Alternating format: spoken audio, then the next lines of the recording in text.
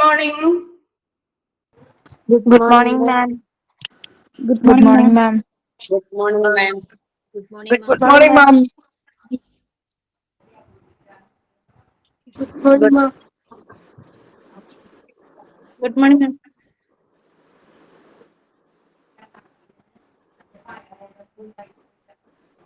Okay, നമ്മൾ കുറച്ച് ദിവസമായല്ലേ കണ്ടിട്ട്, ലീവും കാര്യങ്ങളൊക്കെ ആയിരുന്നു അല്ലെ.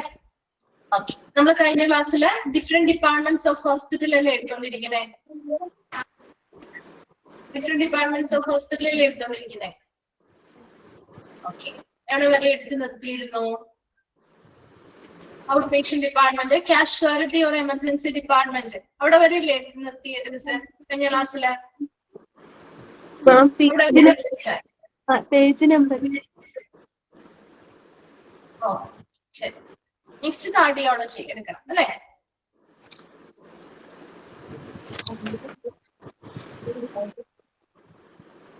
പേജ് നമ്പർ പറഞ്ഞിട്ട് കാര്യമില്ല, മിസ്സിന്റെ ഇവിടത്തെയും നിങ്ങളുടെ നമ്പേഴ്സ് ഒരു വ്യത്യാസം ഉണ്ടാവും. ടോപ്പിക് ആണ് ചോദിച്ചത്. നെക്സ്റ്റ് കാർഡിയോളജി അല്ലേ സ്റ്റാർട്ട് ചെയ്യണ്ടേ? കാഷ്വാലിറ്റി ഓർ എമർജൻസി ഡിപ്പാർട്ട്മെന്റ് പറഞ്ഞല്ലോ, പറഞ്ഞില്ലേ? ഓക്കെ, ശരി ശരി. ഓക്കെ, വായിച്ചു നോക്കിയിരുന്നോ? ക്ലിയർ ആണോ? ഓക്കെ, അപ്ഡേറ്റ് ആയിട്ട് തന്നെ പഠിച്ചു പോവാട്ടോ. ഒരുപാട് ലേറ്റ് ആക്കണ്ട, ടൈം കിട്ടുമ്പോ പിന്നെ പഠിക്കാമെന്ന് പറഞ്ഞു വെക്കേണ്ട കേട്ടാ. ഇപ്പോഴത്തെ ചാപ്റ്റേഴ്സ് ഒക്കെ വളരെ എളുപ്പമാണ്. അപ്പൊ അതുകൊണ്ട് തന്നെ എളുപ്പത്തിൽ നിങ്ങൾക്ക് 1-2 പ്രാവശ്യമൊക്കെ വായിക്കുമ്പോൾ തന്നെ ഓട്ടോമാറ്റിക്കലി നിങ്ങൾക്ക് കിട്ടിക്കോളും കേട്ടോ. അല്ലാതെ ലാസ്റ്റത്തേക്ക് എല്ലാം കൂടി ഒരുമിച്ച് പഠിക്കാനൊന്നും ടൈമിൽ വെക്കണ്ട കേട്ടോ. അപ്പൊ നമുക്ക് തേർഡ് ആൻഡ് ഫോർത്ത് മോഡ്യൂളിലേക്കൊക്കെ വരുമ്പോൾ കുറച്ച് ലെങ്തി ചാപ്റ്ററുകളാണ്. അപ്പൊ ഇപ്പോഴേ അതൊന്ന് ട്രാക്ക് ആയാൽ മാത്രമേ നിങ്ങൾക്ക് അതും കുറച്ച് കറക്റ്റ് ആയിട്ട് ഫോളോ ചെയ്ത് പോകാൻ പറ്റുള്ളൂ കേട്ടോ. അപ്പൊ അത് ഇപ്പോഴേ തുടങ്ങി നിങ്ങൾ അതൊന്ന് പ്രാക്ടീസ് ചെയ്യണേ. അപ്പൊ ഓരോരുത്തർക്കും അവർക്ക് ഫ്രീ ആയിട്ട് കിട്ടുന്ന ടൈം യൂട്ടിലൈസ് ചെയ്യാനായിട്ട് ശ്രമിക്കാം കേട്ടോ. ഓക്കെ, അപ്പൊ നമുക്ക് നെക്സ്റ്റിലേക്ക് പോവാം. കാർഡിയോളജി. കാർഡിയോളജി ഡിപ്പാർട്ട്മെന്റ്, എല്ലാ ഡിപ്പാർട്ട്മെന്റ്സ് വളരെ കുറവായിട്ട് കുറച്ച് ബ്രീഫായിട്ട് പഠിപ്പിക്കുന്നുള്ളൂ. ആ ബ്രീഫായിട്ടുള്ള കാര്യങ്ങളൊന്ന് വ്യക്തമായിട്ട് പഠിച്ചു വെച്ചാൽ മതി. ഇതിന് പുറമെ നിന്ന് ഒരുപാട് കാര്യങ്ങൾ നിങ്ങൾ മനസ്സിലാക്കണം എന്നില്ല. കാരണം പ്രധാനപ്പെട്ട കുറച്ചധികം ഇമ്പോർട്ടന്റ് ആയിട്ടുള്ള ചാപ്റ്റേഴ്സ് നമ്മൾ ചാപ്റ്റർ വൈസ് ആയിട്ട് തന്നെ നിങ്ങൾ ചില ഡിപ്പാർട്ട്മെന്റുകൾ കൂടുതൽ പഠിക്കുന്നുണ്ട്. അപ്പൊ അതുകൊണ്ട് തന്നെ ബാക്കിയുള്ളതൊക്കെ നിങ്ങൾ ജസ്റ്റ് ഇവിടെ പറയുന്ന ബ്രീഫായിട്ടുള്ള കാര്യങ്ങൾ മാത്രം മനസ്സിലാക്കി വെച്ചാൽ മതി. ഇതിൽ നിന്ന് മാത്രമേ ക്വസ്റ്റ്യൻസ് ചോദിക്കുള്ളൂ. പക്ഷെ ഉള്ളത് വൃത്തിയായിട്ട് പഠിച്ചു വെക്കും കേട്ടോ. അപ്പൊ കാർഡിയോളജി എന്ന് പറഞ്ഞാൽ എന്തുമായി ബന്ധപ്പെട്ട ഡിപ്പാർട്ട്മെന്റ് ആണ്? എന്തുമായി ബന്ധപ്പെട്ടതാ കാർഡിയോളജി? ഹാർട്ടുമായി ബന്ധപ്പെട്ടത് അല്ലെ. അപ്പൊ നോക്കിയേ, this department as the same name indicate, name എന്നാണ് കേട്ടോ, name indicate deals with problems of the human heart of circulation. നമ്മുടെ മനുഷ്യ ഹാർട്ട് അല്ലെങ്കിൽ ഹ്യൂമൻ ഹാർട്ട് അതുമായി ബന്ധപ്പെട്ട സർക്കുലേഷൻ അല്ലെങ്കിൽ രക്തചംക്രമണവുമായി ബന്ധപ്പെട്ട പ്രശ്നങ്ങളെ കൈകാര്യം ചെയ്യുന്ന ഡിപ്പാർട്ട്മെന്റ് ആണ് കാർഡിയോളജി ഡിപ്പാർട്ട്മെന്റ്. അപ്പൊ ഒരു ഡിപ്പാർട്ട്മെന്റ് പഠിക്കുമ്പോൾ അത് എന്ത് കൈകാര്യം ചെയ്യുന്ന ഡിപ്പാർട്ട്മെന്റ് ആണ്, എന്തുമായി ബന്ധപ്പെട്ട പ്രോബ്ലംസിനെ കൈകാര്യം ചെയ്യുന്ന ഡിപ്പാർട്ട്മെന്റ് ആണെന്ന് മനസ്സിലാക്കിയിരിക്കണം കേട്ടോ. Then cardiology is the medical specialty that deal with the diagnosis and treatment of diseases and disorders of the heart. അല്ലെ, നമ്മുടെ മെഡിക്കൽ സ്പെഷ്യാലിറ്റി എന്താ? നമ്മുടെ ഹാർട്ടുമായി ബന്ധപ്പെട്ട രോഗങ്ങള്, വൈകല്യങ്ങള് മുതലായവ കണ്ടെത്താനും അത് ട്രീറ്റ്മെന്റ് ചികിത്സിക്കാനും വേണ്ടിയിട്ട് മെഡിക്കൽ എന്താണ് അത്തരത്തിലുള്ള കാര്യങ്ങൾ കൈകാര്യം ചെയ്യാനുള്ള ഒരു മെഡിക്കൽ സ്പെഷ്യാലിറ്റി ഡിപ്പാർട്ട്മെന്റ് ആണ് cardiology. Then it treats people both on an inpatient and outpatient basis. ശരിയല്ലേ? ഒരു കാർഡിയോളജി ഡിപ്പാർട്ട്മെന്റ് ഇൻപേഷ്യന്റ് ബേസിസിലും ഔട്ട് പേഷ്യന്റ് ബേസിസിലും ട്രീറ്റ്മെന്റ് കൊടുക്കുന്നില്ലേ? കൊടുക്കുന്നുണ്ടോ? ഇൻപേഷ്യൻസിന് മാത്രം അല്ലെങ്കിൽ ഔട്ട് പേഷ്യൻസിന് മാത്രം അങ്ങനെയുണ്ടോ? രണ്ട് കൂട്ടർക്കും അല്ലെ. Then എന്താണ് പറയുന്നത്? The biggest area of heart disease treated in coronary artery disease. അല്ലെ, ഏറ്റവും കൂടുതലായിട്ടുള്ള ഹാർട്ട് ഡിസീസ് കൊറോണറി ആർട്ടറി ഡിസീസുകളാണ്. അതായത് ആൻജിന. ആൻജിന എന്ന് പറയുന്നത് ഒരു ടൈപ്പ് ഓഫ് ചെസ്റ്റ് പെയിൻ ആണ്, നെഞ്ചുവേദനയാണ്. അതായത് നമ്മുടെ ഹാർട്ടിലേക്കുള്ള ബ്ലഡ് ഫ്ലോ കുറയുന്നത് വഴി ഉണ്ടാവുന്ന ചെസ്റ്റ് പെയിൻ, നെഞ്ചുവേദനയാണ് നമ്മുടെ ആൻജിന എന്ന് പറയുന്നത്. അത് നമ്മുടെ ഈ ഒരു കാർഡിയോളജി ഡിപ്പാർട്ട്മെന്റ് അല്ലേ അതിനുള്ള ട്രീറ്റ്മെന്റുകൾ കൊടുക്കുക. അല്ലെ?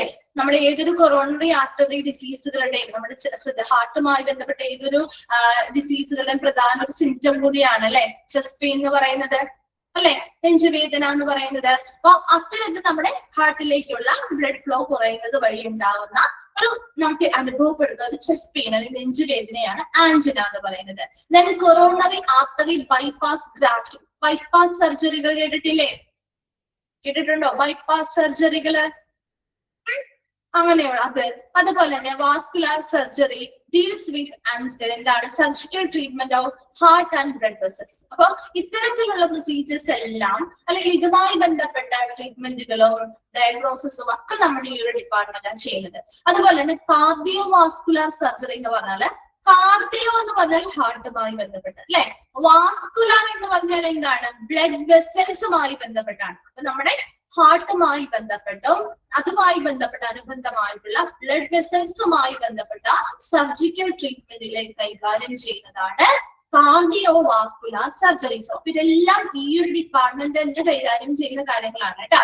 Then cardiac surgery involve procedure. Cardiac surgery എന്ന് പറയുമ്പോൾ അവിടെ ബൈപ്പാസ് സർജറികൾ വരാം, വാൽവ് റിപ്പയറുമായി ബന്ധപ്പെട്ട കാര്യങ്ങൾ വരാം, വാൽവ് റീപ്ലേസ്മെന്റ് സർജറീസ് വരാം, and surgery for congenital disease defects, അതായത് ജനിതകപരമായിട്ടുള്ള നമ്മുടെ ജന്മനയുള്ള ചില വൈകല്യങ്ങളൊക്കെ ഉണ്ടല്ലോ അതുമായി ബന്ധപ്പെട്ട സർജറികൾ നടത്താറുണ്ട്. Then vascular disease. അപ്പൊ കാർഡിയോ എന്ന് പറയുമ്പോൾ, കാർഡിയാക് എന്ന് പറയുമ്പോൾ ഹൃദയവുമായി ബന്ധപ്പെട്ട പല കാര്യങ്ങളുമാണെങ്കിൽ, വാസ്കുലാർ എന്ന് പറയുന്ന ടേം ഡീൽ ചെയ്യുന്നത് എന്തുമായി ബന്ധപ്പെട്ട ഡിസീസ് ഓഫ് ബ്ലഡ് വെസൽ, ഹൃദയവുമായി ബന്ധപ്പെട്ട ബ്ലഡ് വെസൽസിന് വരുന്ന ഡിസീസുകൾ അല്ലെങ്കിൽ രോഗങ്ങൾ. അപ്പൊ കാർഡിയോ വാസ്കുലാർ. അപ്പൊ കാർഡിയാക് എന്ന് പറഞ്ഞാൽ ഹൃദയവുമായി ബന്ധപ്പെട്ടും വാസ്കുലാർ എന്ന് പറഞ്ഞാൽ പ്രധാനമായിട്ടും ബ്ലഡ് വെസൽസുമായി ബന്ധപ്പെട്ട രോഗങ്ങൾ. രണ്ടും ഒരുമിച്ചാണ് നമ്മൾ കൈകാര്യം ചെയ്യുന്നത് കേട്ടോ. ദെൻ പേസ് മേക്കർ ഇംപ്ലാന്റേഷൻസ് നടത്താറുണ്ട്, അതുമായി ബന്ധപ്പെട്ട ട്രീറ്റ്മെന്റുകൾ നടത്താറുണ്ട്. Myocardial infarction. എന്താണ് മയോകാർഡിയൽ ഇൻഫ്രാക്ഷന്റെ വേറൊരു കോമൺ ആയിട്ട് നമ്മൾ പറയുന്ന പേര് അറിയോ? എന്താണ് മയോകാർഡിയൽ ഇൻഫ്രാക്ഷന്റെ വേറൊരു പേര്? നമ്മൾ കോമൺ ആയിട്ട് ഒരു ടേം യൂസ് ചെയ്യും, നമ്മൾ എപ്പോഴും പറയാറുള്ള ഒരു term. Very good, heart attack അല്ലെ? നമ്മൾ പറയാറുള്ള ഒരു ടേം അല്ലേ? പറയാത്തവരുണ്ടെങ്കിൽ ഒന്ന് എഴുതി വെക്കാം കേട്ടോ. അതൊക്കെ നമ്മൾ പിന്നീടൊക്കെ വേറെ ചാപ്റ്റേഴ്സിലൊക്കെ വരുമ്പോൾ നിങ്ങൾ അറിയില്ല എന്ന് പറയരുത്, അറിയോ? ഇതൊക്കെ നമ്മുടെ ട്രീറ്റ്മെന്റ്, ഇതിനുള്ള ട്രീറ്റ്മെന്റുകള് സർജറീസ് ഒക്കെ ചെയ്യുന്ന ഒരു ഡിപ്പാർട്ട്മെന്റ് ആണ് കാർഡിയോളജി ഡിപ്പാർട്ട്മെന്റ്. സിമ്പിൾ ആയിട്ട് നിങ്ങൾ മനസ്സിലാക്കി വെച്ചാൽ മതിട്ട്, ഒരുപാട് ഡീറ്റെയിൽ ആയിട്ടൊന്നും പോകണ്ട, വളരെ സിമ്പിൾ ആയിട്ടൊന്ന് മനസ്സിലാക്കി പഠിക്കണേ. അപ്പൊ കാർഡിയോളജി ഡിപ്പാർട്ട്മെന്റിൽ എന്തൊക്കെ കാര്യങ്ങൾ പറഞ്ഞു നമ്മള്? ഹ്യൂമൻ ഹാർട്ടുമായി ബന്ധപ്പെട്ടും സർക്കുലേഷനുമായി ബന്ധപ്പെട്ടും ഉള്ള പ്രശ്നങ്ങളെ കൈകാര്യം ചെയ്യുന്ന ഒരു ഡിപ്പാർട്ട്മെന്റ് ആണ് കാർഡിയോളജി ഡിപ്പാർട്ട്മെന്റ്. അതുപോലെ തന്നെ ഇതൊരു മെഡിക്കൽ സ്പെഷ്യാലിറ്റി ആണ്. പ്രധാനമായിട്ടും നമ്മുടെ ഹാർട്ടുമായി ബന്ധപ്പെട്ട രോഗങ്ങള്, അതുപോലെ തന്നെ ഡിസോർഡേഴ്സ്, വൈകല്യങ്ങള് മുതലായ കാര്യങ്ങളെ കണ്ടെത്തുകയും അതിനുള്ള ചികിത്സയും ഈ ഒരു ഡിപ്പാർട്ട്മെന്റ് നടക്കുന്നുണ്ട്. അതുപോലെ തന്നെ ഇൻപേഷ്യന്റ് ബേസിസിലും ഔട്ട് പേഷ്യന്റ് ബേസിസിലും ഈ ആളുകളെ ട്രീറ്റ് ചെയ്യുന്നുണ്ട്. ഇനി ഹാർട്ട് ഡിസീസ് ട്രീറ്റ് ചെയ്യുന്നത് പ്രധാനമായിട്ടും അതിന്റെ ബിഗസ്റ്റ് ഏരിയ എന്ന് പറയുന്നത് കൊറോണറി ആർട്ടറി ഡിസീസുകളായിട്ടുള്ള angina, coronary artery bypass grafting അല്ലെങ്കിൽ ബൈപാസ് സർജറികള്, അതുപോലെ കാർഡിയോവാസ്കുലർ സർജറി. കാർഡിയോവാസ്കുലർ സർജറി എന്ന് പറഞ്ഞാൽ സർജിക്കൽ ട്രീറ്റ്മെന്റ് ഓഫ് ഹാർട്ടിന്റെയും അതുമായി ബന്ധപ്പെട്ട ബ്ലഡ് വെസൽസിന്റെയും സർജിക്കൽ ട്രീറ്റ്മെന്റുകൾ. ദെൻ കാർഡിയാക് സർജറീസ് എന്ന് പറയുമ്പോൾ അവിടെ ബൈപാസ് സർജറി വരുന്നുണ്ട്, വാൽവ് റിപ്പയർസ് വരുന്നുണ്ട്, വാൽവ് റീപ്ലേസ്മെന്റ് വരുന്നുണ്ട്, സർജറി ഫോർ കൺജനിറ്റൽ ഡിഫക്ട്സ്, ജന്മനായുള്ള വൈകല്യങ്ങൾ സർജറിയിലൂടെ മാറ്റുന്നുണ്ട്. അതുപോലെ തന്നെ വാസ്കുലാർ എന്ന് പറയുമ്പോൾ ഡിസീസ് ഓഫ് ബ്ലഡ് വെസൽസുമായി ബന്ധപ്പെട്ടാണ് പറയുന്നത്.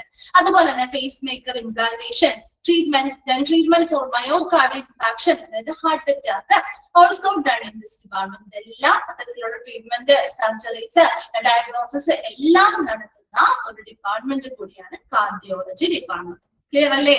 കാർഡിയോളജി ക്ലിയർ ആണോ? വേഗം ഒന്ന് വായിച്ചു നോക്കാട്ടെ, എന്നിട്ട് ഒന്ന് റിപ്ലൈ ചെയ്യണേ. ടെക്സ്റ്റ് കിട്ടിയോ എല്ലാവർക്കും? ടെക്സ്റ്റ് ഒക്കെ കിട്ടിയോ?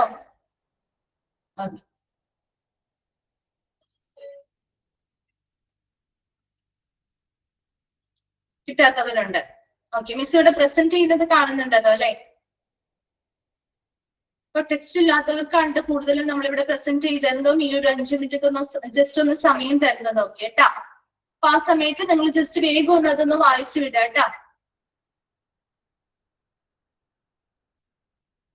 അല്ലെങ്കിൽ നിങ്ങൾ ഫ്രണ്ട്സുമായിട്ടൊക്കെ ചോദിച്ചിട്ട് തൽക്കാലത്തേക്കുള്ള നോട്ട്സോ കാര്യങ്ങളൊക്കെ ഒന്ന് സംഘടിപ്പിക്കാം കേട്ടോ. ഓർഡർ കൊടുത്തിട്ടുണ്ടോ? കൊടുത്തിട്ടില്ലാത്തവർ ഇനിയും കൊടുക്കാത്തവരാണെങ്കിൽ എത്രയും വേഗം കൊടുക്കാട്ടോ. ടെക്സ്റ്റ് നിർബന്ധമാണ്.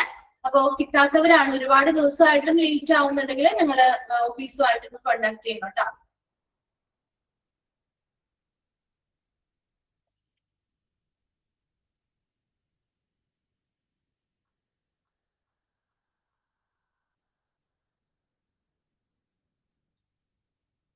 കഴിഞ്ഞു.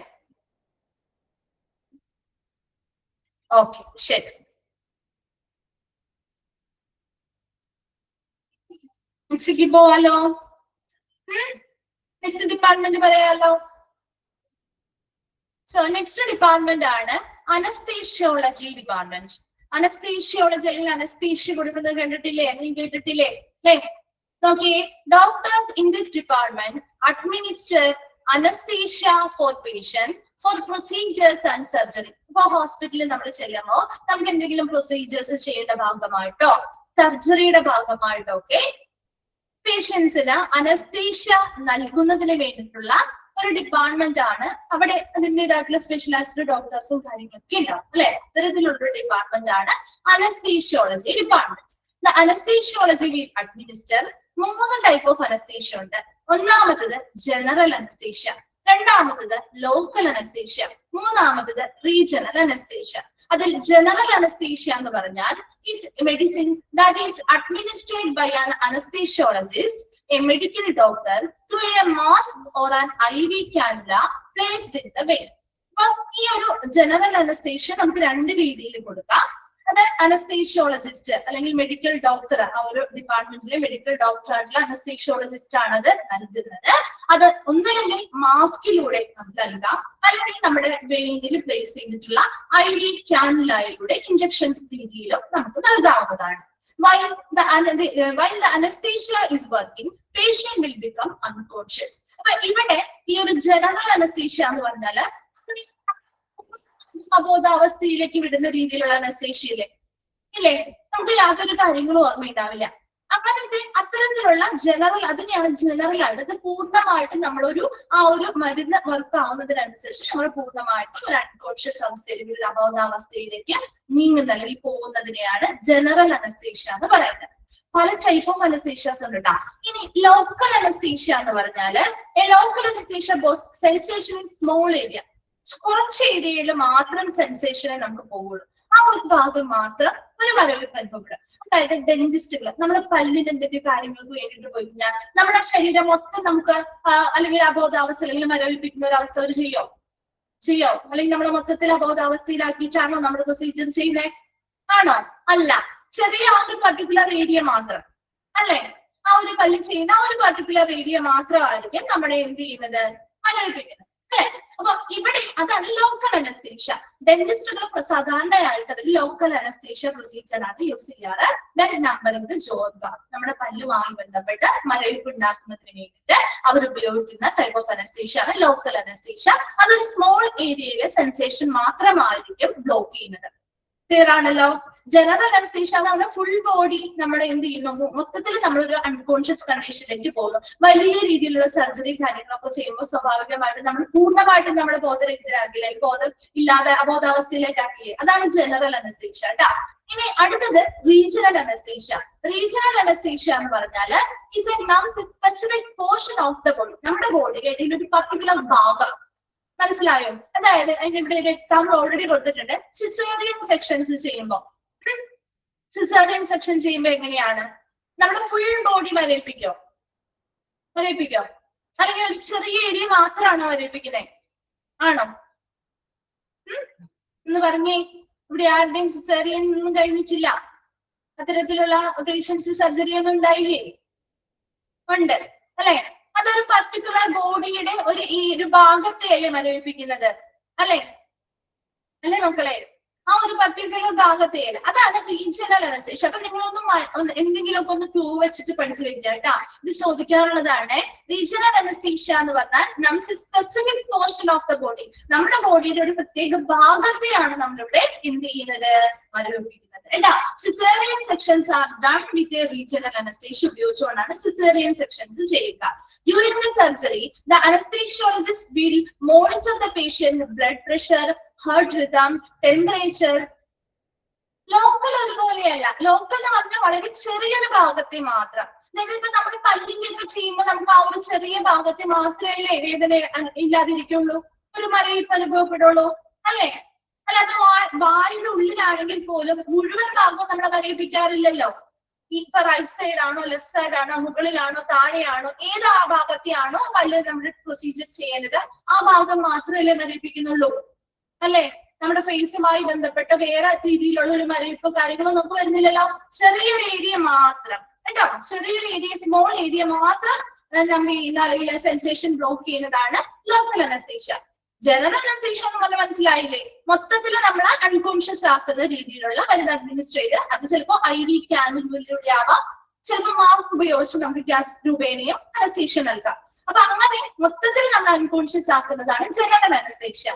ഇനി റീജിയണൽ അനസ്തേഷ്യ എന്ന് പറഞ്ഞാൽ നമ്മുടെ ബോഡിയുടെ ഒരു സ്പെസിഫിക് പോർഷൻ അങ്ങനെ തന്നെ നമ്മൾ എന്ത് ചെയ്യുന്നു, മുഴുവനായിട്ട് ഒരു പ്രത്യേക ഭാഗം മുഴുവൻ നമ്മൾ എന്ത് ചെയ്യുന്നു, മരവിപ്പിക്കുന്നു.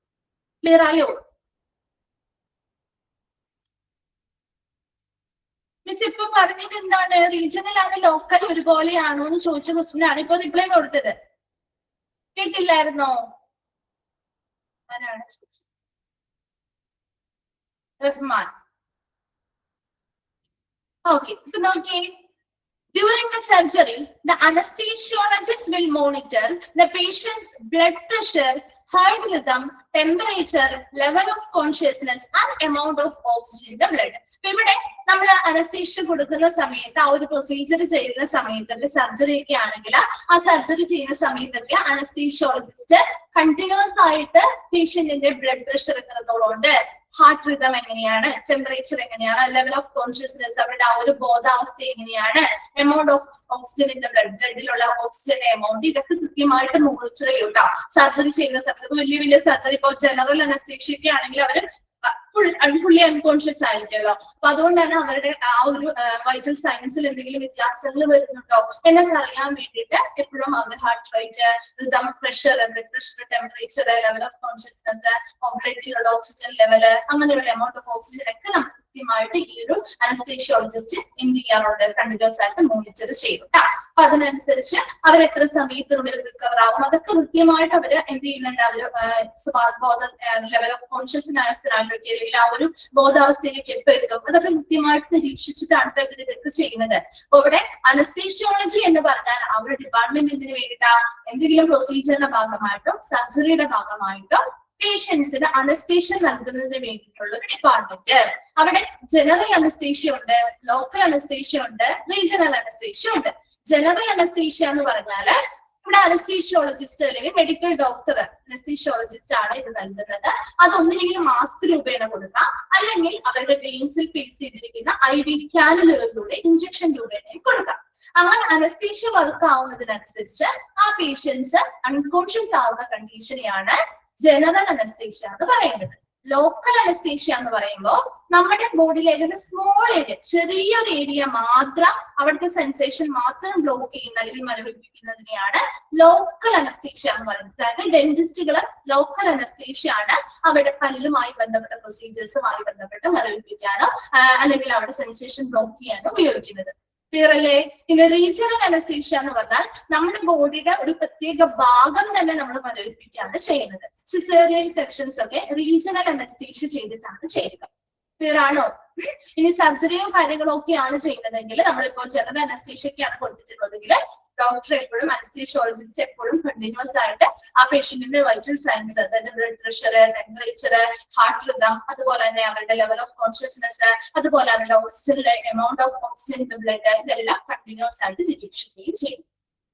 ക്ലിയർ ആണോ? അനസ്തേഷ്യോളജി ഡിപ്പാർട്ട്മെന്റ് മനസ്സിലായോ? അത് മൂന്നും തമ്മിലുള്ള ഡിഫറൻസ് മനസ്സിലായോ? ഓക്കെ, വേഗം ഒന്ന് വായിച്ചു നോക്കാം കേട്ടോ, എന്നിട്ട് ഒന്ന് റിപ്ലൈ ചെയ്യണേ.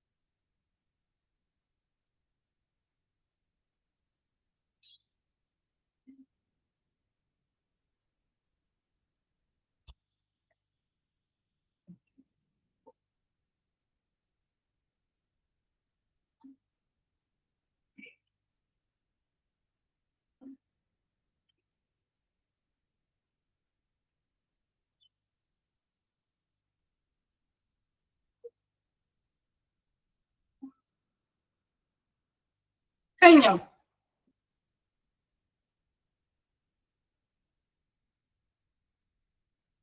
ഓക്കെ, നെക്സ്റ്റ് പറയാലോ.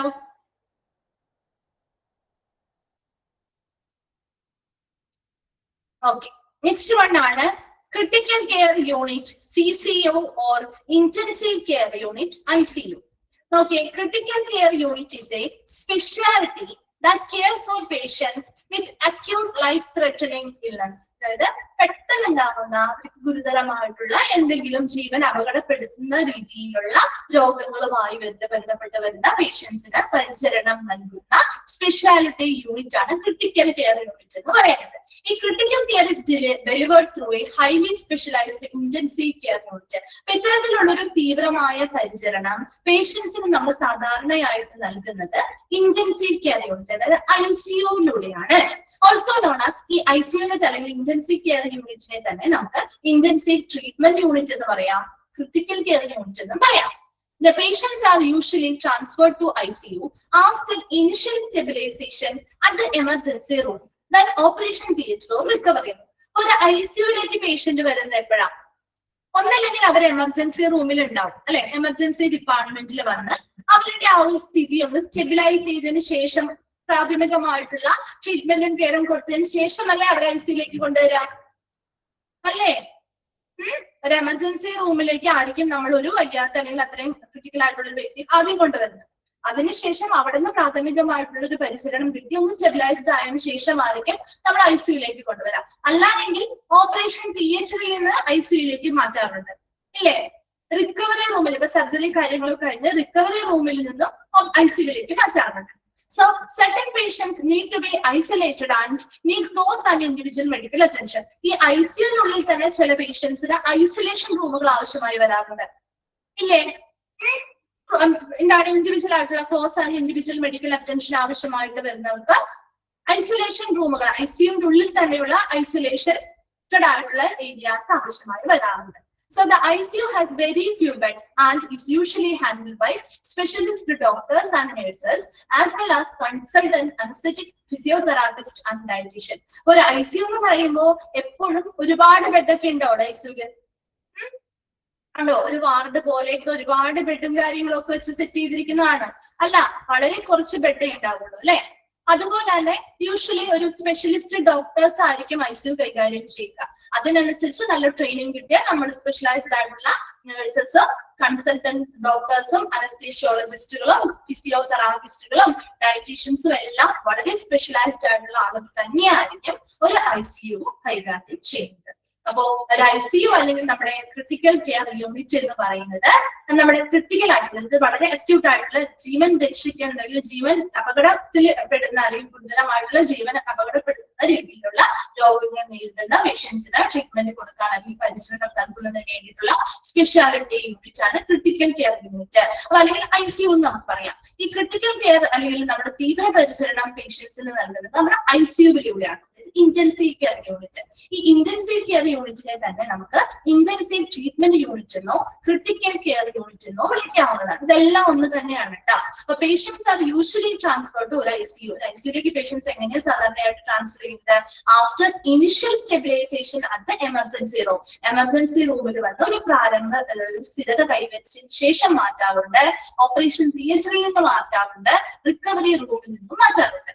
Certain patients need to be isolated and need close and individual medical attention. ഇനി ചില പേഷ്യൻസിന് ICUവിനുള്ളിൽ തന്നെ ഐസൊലേഷൻ ആവശ്യമായിട്ട് വരാറുണ്ട്, ഇൻഡിവിജ്വൽ ആയിട്ടുള്ള മെഡിക്കൽ അറ്റൻഷനും ക്ലോസ് ആയിട്ടുള്ള ഇൻഡിവിജ്വൽ ആയിട്ടുള്ള മെഡിക്കൽ അറ്റൻഷനും ഒക്കെ ആവശ്യമായി വരാറുണ്ട്.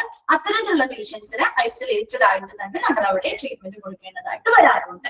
അതുപോലെ തന്നെ ICUവിൽ വളരെ ഫ്യൂ ബെഡ്സ് ആയിരിക്കും ഉണ്ടായിരിക്കുക. സ്പെഷ്യലൈസ്ഡ് ആയിട്ടുള്ള ഡോക്ടേഴ്സും നഴ്സസും അനസ്തെറ്റിക്കും കൺസൾട്ടൻസും ഫിസിയോതെറാപ്പിസ്റ്റുകളും ഡയറ്റീഷ്യൻസും ഒക്കെ ആയിരിക്കും ഈ ഒരു ഡിപ്പാർട്ട്മെന്റിൽ ഈ ഒരു ICUവിനെ കൈകാര്യം ചെയ്യുന്നത്. വേഗം ഒന്ന് വായിച്ച് നോക്കാം കേട്ടോ. ക്രിട്ടിക്കൽ കെയർ യൂണിറ്റ് അല്ലെങ്കിൽ ഇന്റൻസീവ് കെയർ യൂണിറ്റ് ഇതൊരു ചാപ്റ്റർ ആയിട്ട് നിങ്ങൾക്ക് പഠിക്കാനുണ്ട് കേട്ടോ ICU.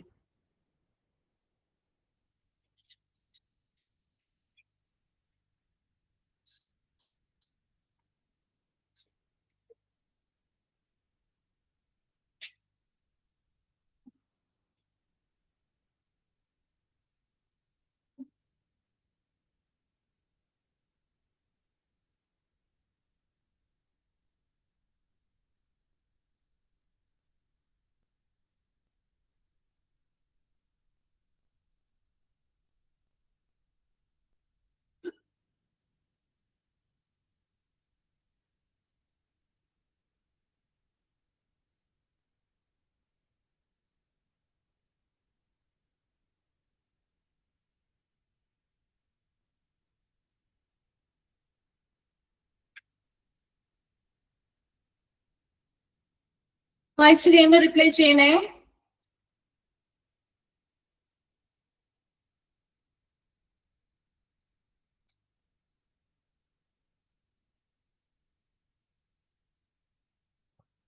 ഓക്കെ, ശരി. ക്ലിയർ അല്ലേ? So next dermatology. ഡെർമറ്റോളജി എന്ന് പറഞ്ഞാൽ എന്താണ്? എന്തുമായി ബന്ധപ്പെട്ട ഡിപ്പാർട്ട്മെന്റ് ആണ് ഡെർമറ്റോളജി? സ്കിന്ന് മാത്രമല്ല, ഹെയർ ഉണ്ട്, നെയിലും ഉണ്ട്, ഇതാണ്. അപ്പൊ നോക്കിയേ, dermatology is the science that deal with the diagnosis and treatment of diseases of the skin, hair and nail. നമ്മുടെ ത്വക്ക് അല്ലെ, ത്വക്ക്, മുടി, അതുപോലെ നഖം മുതലായവയുമായി ബന്ധപ്പെട്ട രോഗങ്ങള് കണ്ടെത്തുന്നതിനും ചികിത്സ നൽകുന്നതിനും വേണ്ടിയിട്ട് കൈകാര്യം ചെയ്യുന്ന, ഇത്തരം കാര്യങ്ങൾ കൈകാര്യം ചെയ്യുന്ന ഡിപ്പാർട്ട്മെന്റ് ആണ് ഡെർമറ്റോളജി ഡിപ്പാർട്ട്മെന്റ്.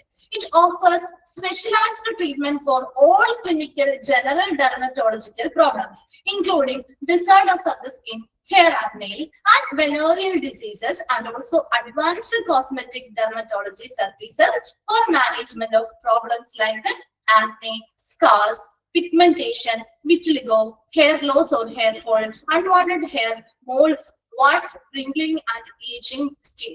അപ്പൊ ഇത്രയും ട്രീറ്റ്മെന്റുകൾ, സ്പെഷ്യലൈസ്ഡ് ആയിട്ടുള്ള വളരെ പ്രത്യേകമായിട്ടുള്ള ചികിത്സകൾ ഈ ഒരു ഡെർമറ്റോളജി ഡിപ്പാർട്ട്മെന്റ് നൽകുന്നുണ്ട്. അതായത് സാധാരണയായിട്ട് പൊതുവായിട്ടുള്ള ഡെർമറ്റോളജിക്കൽ പ്രോബ്ലംസ്, അതായത് നമ്മുടെ സ്കിന്ന്, ഹെയർ, നെയില് മുതലായവയുമായി ബന്ധപ്പെട്ട ഡിസോർഡേഴ്സ്, പ്രശ്നങ്ങൾ അല്ലെങ്കിൽ വൈകല്യങ്ങൾ. അതുപോലെ വെനേറിയൽ ഡിസീസ് എന്ന് പറഞ്ഞാല് ലൈംഗിക രോഗങ്ങൾ. അതുപോലെ തന്നെ അഡ്വാൻസ്ഡ് ആയിട്ടുള്ള കോസ്മെറ്റിക് ഡെർമറ്റോളജി സർവീസ്, നൂതനമായിട്ടുള്ള കോസ്മെറ്റിക് ഡെർമറ്റോളജി സർവീസുകൾ. അതായത് ഇപ്പോ ലൈക്ക് ആക്നെ. ആക്നെ എന്താ ആക്നെ? പരസ്യങ്ങൾ കാണാറില്ലേ? ആക്നെ എന്താ? എന്താണ് പെൺപിള്ളേരിൽ നിന്ന് ആൻസർ പറയാത്തെ? ആക്നെ എന്ന് പറഞ്ഞാ പിമ്പിൾസ്, നമ്മുടെ മുഖക്കുരു അല്ലെ. അതുപോലെ തന്നെ സ്കാർസോ, മുഖത്തുണ്ടാവുന്ന പാടുകൾ അല്ലെങ്കിൽ ശരീരത്തിൽ ഉണ്ടാവുന്ന പാടുകൾ. പിഗ്മെന്റേഷൻ, നിറം മങ്ങുക അല്ലെ. വിച്ചലിഗോ എന്താണ്? വെള്ളപ്പാണ്ട്. കേൾക്കാറില്ല, അല്ലെങ്കിൽ പരസ്യങ്ങളൊക്കെ കാണാറില്ലേ? Hair fall or hair loss, എന്താണ്? മുടി കൊഴിച്ചിൽ അല്ലെ.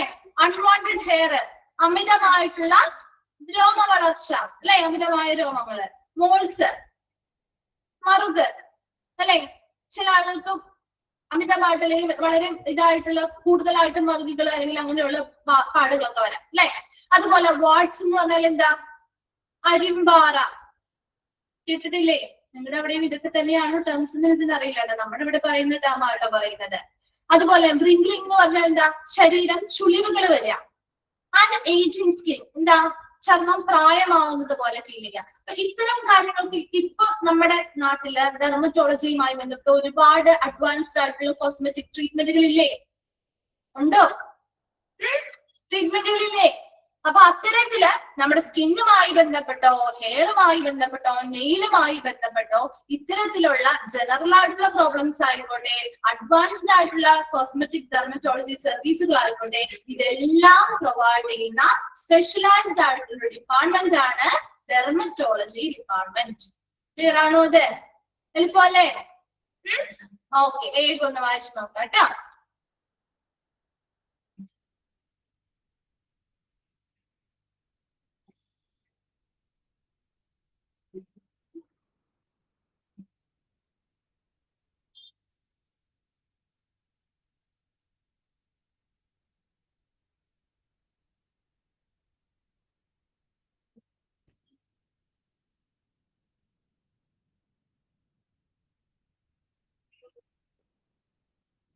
വായിച്ചു കഴിയുന്നവര് റിപ്ലൈ ചെയ്യണം കേട്ടോ.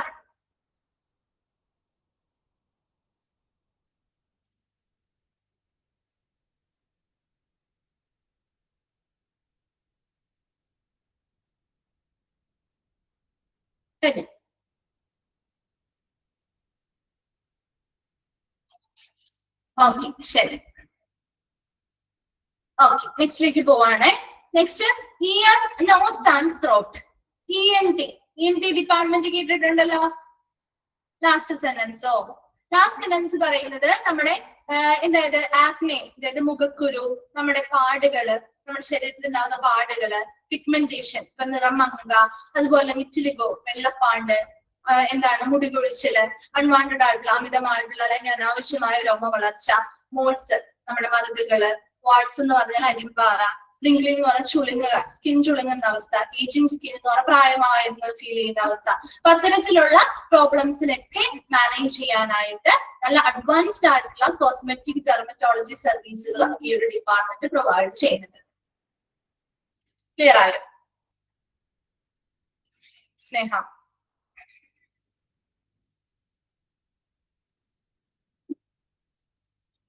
ഓക്കെ, ശരി. അപ്പൊ നോക്കിയേ, ഇയർ, നോസ് ആൻഡ് ത്രോട്ട് അല്ലെ, ENT department. As the name indicates, this department deal with ailments concerned with the ear, nose and throat. അപ്പൊ ഈ ഒരു പേരിൽ നിന്ന് തന്നെ നമുക്ക് മനസ്സിലാവും അല്ലെ, ഈ ഇയർ, നോസ് ആൻഡ് ത്രോട്ട് ഈ മൂന്ന് വിഭാഗവുമായി ബന്ധപ്പെട്ട്, ഈ മൂന്ന് ഭാഗവുമായി ബന്ധപ്പെട്ടാണ് പ്രധാനമായിട്ടും ഈ ഒരു ഡിപ്പാർട്ട്മെന്റ് കൈകാര്യം ചെയ്യുന്നത് അല്ലെ. നമ്മുടെ ചെവി, അതുപോലെ തന്നെ നമ്മുടെ മൂക്ക്, അതുപോലെ തന്നെ നമ്മുടെ ത്രോട്ട് അല്ലെ, തൊണ്ട. ഈ മൂന്ന് ഭാഗങ്ങളുമായി ബന്ധപ്പെട്ട പ്രശ്നങ്ങളെല്ലാം അസുഖങ്ങളെയും പ്രശ്നങ്ങളെല്ലാം കൈകാര്യം ചെയ്യുന്ന ഡിപ്പാർട്ട്മെന്റ് ആണ് ENT department. A doctor who is trained in the medical and surgical treatment of the ear, nose, throat and related structures of the head and neck is generally referred to as an ENT surgeon, specialist or otolaryngologist. ആ പേര് മൂന്നെണ്ണം underline ചെയ്തിട്ടുണ്ട്. Important ആണ്. ഒരു doctor, അതായത് നമ്മുടെ ENT ഡിപ്പാർട്ട്മെന്റിലെ നല്ല trained ആയിട്ടുള്ള മെഡിക്കൽ ആൻഡ് സർജിക്കൽ ട്രീറ്റ്മെന്റ്, അതായത് ഇയർ, നോസ്, എന്തുമായി ബന്ധപ്പെട്ടൊക്കെയാ, നമ്മുടെ ഇയർ, നോസ്, ത്രോട്ട്, അതുപോലെ അതിനോടനുബന്ധമായിട്ടുള്ള ഭാഗമാണ് ഹെഡും നെക്കും അല്ലേ, ആണോ? ഇയർ, നോസ്, ത്രോട്ടുമായി അനുബന്ധമായിട്ടുള്ള ഭാഗങ്ങളല്ലേ ഹെഡും നെക്കും. അപ്പൊ ഇത്രയും ഏരിയാസുമായി ബന്ധപ്പെട്ട മെഡിക്കൽ ആൻഡ് സർജിക്കൽ ട്രീറ്റ്മെന്റുകളിൽ നല്ല പരിശീലനം ലഭിച്ച ഒരു ഡോക്ടറെ വിളിക്കുന്ന പേരാണ് ENT സർജൻ എന്ന് നമുക്ക് വിളിക്കാം, ENT സ്പെഷ്യലിസ്റ്റ് എന്ന് വിളിക്കാം, അല്ലെങ്കിൽ ഓട്ടോ ലാരിംഗോളജിസ്റ്റ് എന്ന് വിളിക്കാം. ആ പേര് നിങ്ങൾക്ക് പുതിയതായിരിക്കും അല്ലെ. ഓട്ടോ ലാരിംഗോളജിസ്റ്റ് എന്ന പേര് അതെങ്കിലും കേട്ടിട്ടുണ്ടോ? കുറവായിരിക്കും. അപ്പൊ അതുകൊണ്ട് തന്നെ ആ ഒരു പേര് എപ്പോഴും ചോദിച്ചു കാണാറുണ്ട് കേട്ടോ. അപ്പൊ അതുകൊണ്ട് അതൊന്ന് അണ്ടർലൈൻ ചെയ്തിട്ടേക്കണേ. ഒരു ENT സർജനെ വിളിക്കുന്ന മറ്റൊരു പേരാണ് ഓട്ടോ ലാരിംഗോളജി. ENT സർജൻ അല്ലെങ്കിൽ ENT സ്പെഷ്യലിസ്റ്റിനെ വിളിക്കുന്ന ഒരു മറ്റൊരു പേരാണ് ഓട്ടോ ലാരിംഗോളജിസ്റ്റ് എന്ന് പറയുന്നത്. അപ്പൊ അതൊന്ന് പ്രത്യേകമായിട്ട് അണ്ടർലൈൻ ചെയ്തിട്ടേക്കണേ, ചോദിക്കാറുള്ള ഒരു ക്വസ്റ്റ്യൻ ആണ്. അപ്പൊ ENT സർജൻ, അപ്പൊ മറ്റ് ഒരു കാർഡിയക് സർജൻ അല്ലെങ്കിൽ ഏത് ഡിപ്പാർട്ട്മെന്റിൽ വേണമെങ്കിലും മറ്റു ഓപ്ഷൻസ് വരാം കേട്ടോ. അപ്പൊ മാറിപ്പോവാത്ത ഒരു ENT സർജനെയാണ് നമ്മൾ ഓട്ടോ ലാരിംഗോളജിസ്റ്റ് എന്ന് വിളിക്കുന്നത്. അപ്പൊ അത് മൂന്ന് പേരുകളിൽ അറിയപ്പെടുന്നുണ്ട്. ഇയർ, നോസ്, ത്രോട്ട്, അതിനോടനുബന്ധമായിട്ടുള്ള ഹെഡ്, നെക്ക് മുതലായ ഏരിയയുമായി ബന്ധപ്പെട്ട് മെഡിക്കൽ ആൻഡ് സർജിക്കൽ ട്രീറ്റ്മെന്റുകളിൽ നല്ല ട്രെയിനിങ് കിട്ടിയ ഒരു ഡോക്ടറെ നമ്മൾ ENT സർജൻ, ENT സ്പെഷ്യലിസ്റ്റ് അല്ലെങ്കിൽ otolaryngologist എന്ന് വിളിക്കുന്നു. Then the parts covered under this specialty include, അപ്പോൾ ഈ ഒരു ഡിപ്പാർട്ട്മെന്റിൽ പ്രധാനമായിട്ട് നമ്മുടെ ബോഡിയുടെ ഏതൊക്കെ ഭാഗങ്ങളാണ് കവർ ചെയ്യുന്നത്? ഇയർ വരുന്നുണ്ട്, നോസ് വരുന്നുണ്ട്, നമ്മുടെ നേസൽ പാസേജസ്, മൂക്കുമായി ബന്ധപ്പെട്ട കാര്യങ്ങളൊക്കെ വരും അല്ലെ. നേസൽ പാസേജസ്, സൈനസ് വരും, ലാരിങ്സ്, തൊട്ടുമായി ബന്ധപ്പെട്ട വോയിസ് ബോക്സ് അല്ലെങ്കിൽ നമ്മുടെ ശ്വാസനാളം, അതുപോലെ തന്നെ നമ്മുടെ ഓറൽ ക്യാവിറ്റി, അതുപോലെ നമ്മുടെ mouth, throat and very structure of the neck and face, നമ്മുടെ ഫേസ്, നെക്ക്, ഇങ്ങനെയുള്ള എല്ലാ ഭാഗങ്ങളും ENT ഡിപ്പാർട്ട്മെന്റിൽ കവർ ചെയ്യുന്ന ഭാഗങ്ങളാണ്. And it includes treatment of a variety of ailments like that. അതുപോലെ തന്നെ ഈ ഡിപ്പാർട്ട്മെന്റ് പല വെറൈറ്റി ഓഫ് എലിമെന്റ്സ് അല്ലെങ്കിൽ അസുഖങ്ങളും ട്രീറ്റ് ചെയ്യുന്നുണ്ട്. അതിൽ പ്രധാനപ്പെട്ടവയാണ് general ear, nose and throat disease. പൊതുവായിട്ട് നമുക്ക് നമ്മുടെ ചെവി, മൂക്ക്, അതുപോലെ തൊണ്ടയുമായി ബന്ധപ്പെട്ട് വരുന്ന പൊതുവായ രോഗങ്ങൾ ഈ ഡിപ്പാർട്ട്മെന്റിൽ ട്രീറ്റ്മെന്റ് ചെയ്യും. അതുപോലെ തന്നെ നെക്ക് ലംസ്, എന്താണ്, കഴുത്തിലുണ്ടാകുന്ന മുഴകള് ഈ ഡിപ്പാർട്ട്മെന്റ് ആണ് ട്രീറ്റ് ചെയ്യുന്നത്. അതുപോലെ തന്നെ cancer of the head and neck area, നമ്മുടെ കഴുത്ത്, അതുപോലെ തന്നെ ഹെഡുമായി ബന്ധപ്പെട്ട ക്യാൻസേഴ്സ് ഈ ഡിപ്പാർട്ട്മെന്റ് കൈകാര്യം ചെയ്യുന്നുണ്ട്. അതുപോലെ ടിയർ ഡക്ട് പ്രോബ്ലം, എന്താണ് ടിയർ ഡക്ട്? കണ്ണീർ ഗ്രന്ഥി അല്ലെ, അതുമായി ബന്ധപ്പെട്ട പ്രശ്നങ്ങൾ. അതുപോലെ തന്നെ ബാലൻസിങ് ആൻഡ് ഹിയറിംഗ് ഡിസോർഡേഴ്സ് ഇല്ലേ, ചില ആളുകൾക്ക് ഇയർ ബാലൻസുമായി ബന്ധപ്പെട്ട പ്രശ്നങ്ങളൊക്കെ ഉണ്ടാവാറില്ലേ, ഉണ്ടോ? അപ്പൊ അങ്ങനെയുള്ള നമ്മുടെ ബാലൻസിങ് ആൻഡ് അതുപോലെ തന്നെ ഹിയറിംഗ് ഡിസോർഡേഴ്സ്, കേൾവിയുമായി ബന്ധപ്പെട്ട പ്രശ്നങ്ങൾ അല്ലെ, അതെല്ലാം ഈ ഡിപ്പാർട്ട്മെന്റ് കൈകാര്യം ചെയ്യും. അതുപോലെ തന്നെ സ്നോറിങ്, എന്താണ് സ്നോറിങ്? ആർക്കെങ്കിലും ഉണ്ടോ സ്നോറിങ്? സ്നോറിംഗ് എന്താണ്? എന്താണ് മിണ്ടാത്തെ? കൂർക്കമ്പലി, സ്നോറിംഗ്, അതുമായി ബന്ധപ്പെട്ട പ്രശ്നങ്ങൾ ഈ ഡിപ്പാർട്ട്മെന്റ് കൈകാര്യം ചെയ്യുന്നത്. അതുപോലെ തന്നെ ENT അലർജി പ്രോബ്ലംസ്, അലർജിയുമായി ബന്ധപ്പെട്ട് ചിലർക്ക് എപ്പോഴും തുമ്മല്, ചുമ അങ്ങനെയുള്ള കാര്യങ്ങളൊക്കെ വരാറില്ലേ? കണ്ടിന്യൂസ് ആയിട്ട് തുമ്മലൊക്കെ വരുന്ന ആളുകളൊക്കെ ഇല്ലേ? അപ്പൊ അങ്ങനെയുള്ള അലർജി പ്രോബ്ലംസ്. അതുപോലെ തന്നെ സലൈവറി ഗ്ലാൻഡ് ഡിസീസ്. എന്താണ് സലൈവറി ഗ്ലാൻഡ്? ഉമിനീർ ഗ്രന്ഥിയുമായി ബന്ധപ്പെട്ട പ്രശ്നങ്ങൾ അല്ലെ? ദെൻ വോയിസ് ഡിസോർഡേഴ്സ്, ശബ്ദവുമായി ബന്ധപ്പെട്ട തകരാറ്. അപ്പൊ നെക്കിന്റെ ഏരിയൊക്കെ നമ്മുടെ ഈ ഒരു ഡിപ്പാർട്ട്മെന്റിലാണല്ലോ. അപ്പൊ അത്രയും ഭാഗത്ത് വരുന്ന എല്ലാ അസുഖങ്ങളും അങ്ങനെ നാലാഴ്ചയാലും മതി കേട്ടോ. നമ്മുടെ നെക്ക് മുതൽ ഹെഡ് ആ ഒരു ഏരിയയിൽ വരുന്ന എല്ലാ അസുഖങ്ങളും ആരെയാണ് കൈകാര്യം ചെയ്യുന്നത്? ENT ഡിപ്പാർട്ട്മെന്റ് കേട്ടോ. അപ്പൊ general ear, nose and throat disease, പൊതുവായിട്ടുള്ള നമ്മുടെ മൂക്ക്, ചെവി, അതുപോലെ തന്നെ നമ്മുടെ എന്താണ് തൊണ്ട മുതലായതുമായി ബന്ധപ്പെട്ട പൊതുവായിട്ടുള്ള രോഗങ്ങള്. നെക്സ്റ്റ് ലംസ്, നമ്മുടെ തൊണ്ടയിൽ ഉണ്ടാവുന്ന മുഴകൾ അല്ലെങ്കിൽ കഴുത്തിൽ ഉണ്ടാവുന്ന മുഴകള്, ക്യാൻസർ ഓഫ് ഹെഡും നെക്ക് ഏരിയയും ബാധിക്കുന്ന ക്യാൻസറുകള്, അതുപോലെ തന്നെ ടിയർ ഡക്ട് പ്രോബ്ലംസ്, കണ്ണീർ ഗ്രന്ഥികളുമായി ബന്ധപ്പെട്ട പ്രശ്നങ്ങള്, ബാലൻസിങ്, ഇയർ ബാലൻസുമായി ബന്ധപ്പെട്ട പ്രശ്നങ്ങള്, നമ്മുടെ ഹിയറിംഗ്, കേൾവിയുമായി ബന്ധപ്പെട്ട പ്രശ്നങ്ങള്, സ്നോറിംഗ്, കൂർക്കമ്പലി, അതുപോലെ തന്നെ അലർജി പ്രോബ്ലംസ്, സലൈവറി ഗ്ലാൻഡ്, നമ്മുടെ ഉമിനീർ ഗ്രന്ഥിയുമായി ബന്ധപ്പെട്ട ഡിസീസസ്, അതുപോലെ വോയിസ് ഡിസോർഡേഴ്സ്, ശബ്ദവുമായി ബന്ധപ്പെട്ട തകരാറുകൾ. ഇതെല്ലാം ഈ ഒരു ENT ഡിപ്പാർട്ട്മെന്റ് ആണ് കൈകാര്യം ചെയ്യുന്നത്. ഇതിൽ വളരെ ഇമ്പോർട്ടന്റ് ആയിട്ട് നോക്കേണ്ടത് ഇവിടെ ഏറ്റവും നല്ല ഇത്തരത്തിലുള്ള ഇയർ, നോസ്, ത്രോട്ട്, അതുപോലെ അതുമായി ബന്ധപ്പെട്ട ഹെഡ്, നെക്ക് മുതലായ ഏരിയാസിലെ മെഡിക്കൽ ആൻഡ് സർജിക്കൽ ട്രീറ്റ്മെന്റുകളിൽ നല്ല ട്രെയിനിങ് കിട്ടിയ ഡോക്ടറെ നമ്മൾ വിളിക്കുന്ന പേര് ENT സർജൻ, ENT സ്പെഷ്യലിസ്റ്റ് എന്ന് വിളിക്കാം. മറ്റൊരു ഇമ്പോർട്ടന്റ് ആയിട്ടുള്ള പേരാണ് ഓട്ടോലാരിംഗോളജിസ്റ്റ് കേട്ടോ. അത് എപ്പോഴും ചോദിക്കാനുള്ള ക്വസ്റ്റ്യൻ ആണ്. പിന്നെയും ഡീറ്റെയിൽസ് പറയാണ്, അത് നോട്ട് ചെയ്ത് വെക്കണം കേട്ടോ. ഓക്കെ, വേഗം ഒന്ന് വായിച്ചു നോക്കിയ ഒരു ഡിപ്പാർട്ട്മെന്റ്.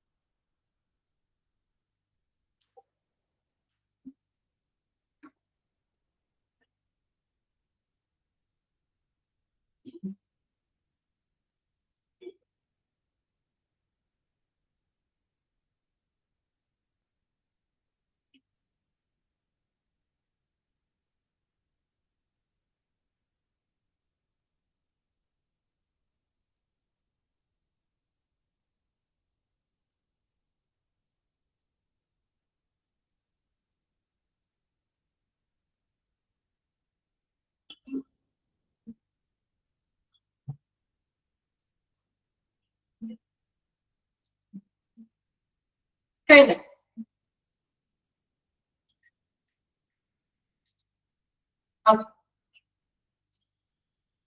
ശരി. So next endocrinology.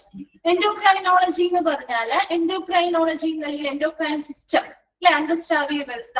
നമ്മുടെ ബോഡിയിലെ ഹോർമോൺസിനെ ഉൽപ്പാദിപ്പിക്കുന്ന ഗ്ലാൻഡ് അല്ലെങ്കിൽ ഗ്രന്ഥികളുടെ ഒരു ശൃംഖലയാണ് നമ്മുടെ എൻഡോക്രൈൻ സിസ്റ്റം എന്ന് പറയുന്നത് അല്ലെ. ഹോർമോൺസ് ഉൽപ്പാദിപ്പിക്കുന്ന നമ്മുടെ ബോഡിയിലുള്ള പല പ്രവർത്തനങ്ങളെയും നിയന്ത്രിക്കുന്നതിന് വേണ്ടിയുള്ള രാസവാഹകരായിട്ടാണ് ഇവർ യൂസ് ചെയ്യുന്നത് അല്ലെങ്കിൽ ആക്ട് ചെയ്യുന്നത്. അപ്പൊ അത്തരത്തില് നമ്മുടെ ഹോർമോൺ, നമ്മുടെ ബോഡിയിലെ ഹോർമോൺസിനെ ഉൽപ്പാദിപ്പിക്കുന്നത്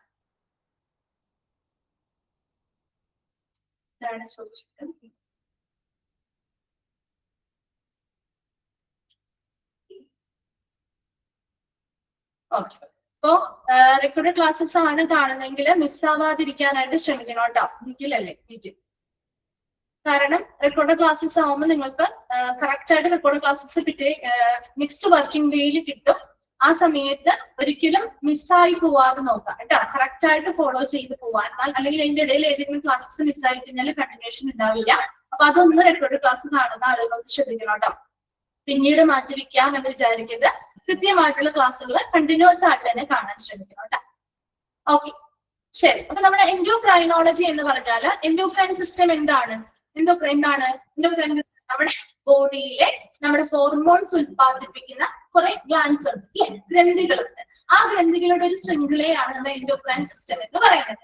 ഈ ഹോർമോൺസ് ഉൽപ്പാദിപ്പിക്കുന്ന ഈ ഗ്ലാൻഡുകളുമായി ബന്ധപ്പെട്ട് എന്തെങ്കിലും പ്രശ്നങ്ങൾ വന്നാല് അതുമായി ബന്ധപ്പെട്ട് എന്താണ് ഒരു എൻഡോക്രൈൻ സിസ്റ്റത്തിന് അല്ലെങ്കിൽ അതിൽ ഉൾപ്പെടുന്ന ആ ഗ്ലാൻഡുകൾക്ക് എന്തെങ്കിലും പ്രോബ്ലംസോ ഡിസോർഡേഴ്സോ വന്നാല് അത്തരം കാര്യങ്ങൾ കൈകാര്യം ചെയ്യുന്ന ഒരു മെഡിസിൻ ഫീൽഡാണ് എൻഡോക്രൈനോളജി എന്ന് പറയുന്ന department. Endocrinology is the study of medicine that related to the endocrine system. Endocrine systemവുമായി ബന്ധപ്പെട്ട അന്തസ്രാവി വ്യവസ്ഥയുമായി ബന്ധപ്പെട്ട പ്രശ്നങ്ങളെ കൈകാര്യം ചെയ്യുന്ന ഡിപ്പാർട്ട്മെന്റ് ആണ് endocrinology.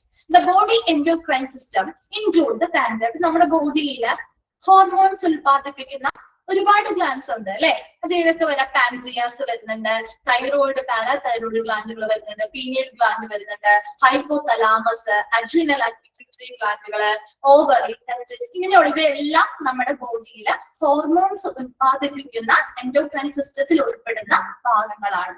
So endocrinology is a medical super specialty that deal with the study of hormones and hormones related to the glands. So hormones അതുപോലെ തന്നെ അവയുമായി ബന്ധപ്പെട്ട ഗ്ലാൻഡുകളും തമ്മിലുള്ള അല്ലെങ്കിൽ അതുമായി ബന്ധപ്പെട്ട പഠനങ്ങൾ അല്ലെങ്കിൽ അതുമായി ബന്ധപ്പെട്ട രോഗങ്ങളും രോഗനിർണയങ്ങളും കാര്യങ്ങളൊക്കെ കൈകാര്യം ചെയ്യുന്ന ഒരു ഡിപ്പാർട്ട്മെന്റ് ആണ് endocrinology എന്ന് പറയുന്നത്. They work closely with specialists in ophthalmology, radiation oncology, surgery, obstetrics and transplantation and other specialty areas to provide a multidisciplinary approach to a person's medical problem. അതായത് ഇവിടെ ഈ ഒരു ഡിപ്പാർട്ട്മെന്റ് തനിയല്ല പ്രവർത്തിക്കുന്നത്, അത് മറ്റു ഡിപ്പാർട്ട്മെന്റുകൾ അല്ലെങ്കിൽ മറ്റു സ്പെഷ്യലിസ്റ്റുകളുമായിട്ട് വളരെ ക്ലോസ് ആയിട്ട് വർക്ക് ചെയ്തുകൊണ്ടാണ് പ്രവർത്തിക്കുന്നത്. കാരണം ഹോർമോൺസുമായി ബന്ധപ്പെട്ട് പല പല രോഗങ്ങളായിരിക്കും ഓരോ വ്യക്തികൾക്കും അനുഭവപ്പെടുക അല്ലെ. അപ്പൊ അതുകൊണ്ട് തന്നെ ഇപ്പൊ ഒരു ഒഫ്താൽമോളജിയുമായി ബന്ധപ്പെട്ട, ഒഫ്താൽമോളജി എന്താണ്? നമ്മുടെ കണ്ണുമായി ബന്ധപ്പെട്ട അല്ലെ.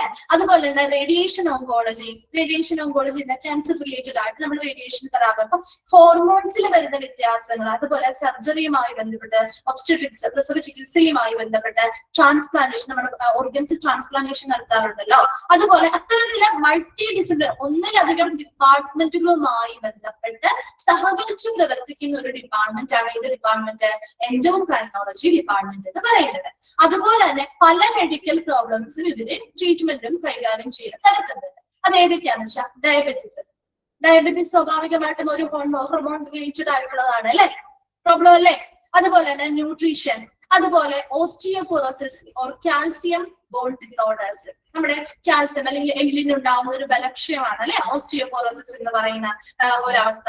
അതുപോലെ തന്നെ പിറ്റ്യൂട്ടറി ഗ്ലാൻഡ് അഡ്രിനൽ ഡിസോർഡേഴ്സ്, ഇതൊക്കെ നമ്മുടെ എന്താണ് എൻഡോക്രൈൻ ഗ്ലാൻഡുകളാണ് കേട്ടോ. പിറ്റ്യൂട്ടറി ഗോണാഡ് അഡ്രിനൽ ഡിസോർഡേഴ്സ് നോക്കുന്നുണ്ട്, തൈറോയിഡ് ഡിസോർഡേഴ്സ്, അതുപോലെ ട്രാൻസ്ജെൻഡർ ആൻഡ് ഇന്റർസെക്സ് മെഡിസിൻസ്. ഇപ്പൊ ട്രാൻസ്ജെൻഡേഴ്സുമായി ബന്ധപ്പെട്ട് അവരൊക്കെ സർജറീസ് കാര്യങ്ങളോ ചെയ്തു കഴിഞ്ഞാൽ അതിന്റെ ഭാഗമായിട്ട് അവര് ഹോർമോൺസിന്റെ ട്രീറ്റ്മെന്റ് എടുക്കും. കേട്ടിട്ടില്ലേ നിങ്ങളത്? ഹോർമോൺ ട്രീറ്റ്മെന്റുകൾ എടുക്കും. അത് കണ്ടിന്യൂസ് ആയിട്ട് അവർ കുറെ നാൾ ആ ഹോർമോൺ ട്രീറ്റ്മെന്റ് എടുത്തിട്ടാണ് അവർ ആ ഒരു ട്രാൻസ്മിഷനിലേക്ക് വരുന്നത്. അപ്പൊ അത്തരത്തിലുള്ള കാര്യങ്ങൾ, ട്രാൻസ്പ്ലാന്റേഷനുമായി ബന്ധപ്പെട്ട്, ഓർഗൻ ട്രാൻസ്പ്ലാന്റേഷനുമായി ബന്ധപ്പെട്ട കാര്യങ്ങൾ, അപ്പൊ ഇങ്ങനെയുള്ള ഒരുപാട് ഇഷ്യൂസും പ്രോബ്ലംസും ഈ ഒരു ഡിപ്പാർട്ട്മെന്റ് കൈകാര്യം ചെയ്യുന്നുണ്ട്. അതുകൊണ്ട് തന്നെ ഇതൊരു പർട്ടിക്കുലർ ഡിപ്പാർട്ട്മെന്റ് മാത്രമായിട്ടുള്ള മറ്റു ഡിപ്പാർട്ട്മെന്റുകളോട് വളരെ ക്ലോസ് ആയിട്ട് വർക്ക് ചെയ്താണ് ഈ ഒരു ഡിപ്പാർട്ട്മെന്റ് നിലനിൽക്കുന്നത്. പ്രധാനമായിട്ടും ഈ ഡിപ്പാർട്ട്മെന്റ് നമ്മുടെ ശരീരത്തിനുള്ളിലെ ഹോർമോൺസ് ഉത്പാദിപ്പിക്കുന്ന എൻഡോക്രൈൻ സിസ്റ്റവുമായി ബന്ധപ്പെട്ട ഹോർമോൺസും അതുമായി ബന്ധപ്പെട്ട അനുബന്ധ ഗ്ലാൻഡുകളുമായി ബന്ധപ്പെട്ട പ്രശ്നങ്ങളെയും കാര്യങ്ങളൊക്കെ കൈകാര്യം ചെയ്യാൻ വേണ്ടിയാണ് ഈ ഒരു ഡിപ്പാർട്ട്മെന്റ് പ്രവർത്തിക്കുന്നത്. ക്ലിയർ ആണോ? എൻഡോക്രൈനോളജി എന്ന് പറയുന്ന ഡിപ്പാർട്ട്മെന്റ് വേഗം ഒന്ന് വായിച്ചു നോക്കാം കേട്ടോ.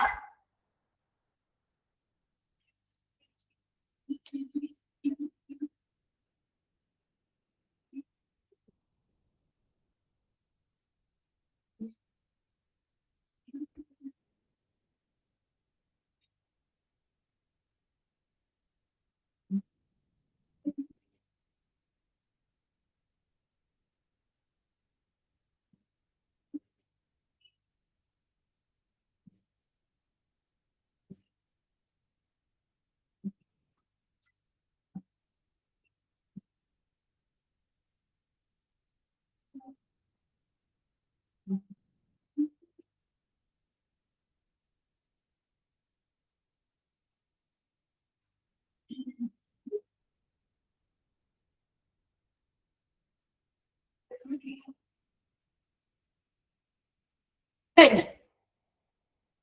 ഓക്കെ, നെക്സ്റ്റിലേക്ക് പോട്ടെ.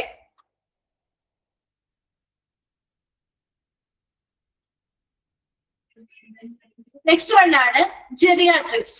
ജെറിയാട്രിക്സ് എന്താണ്?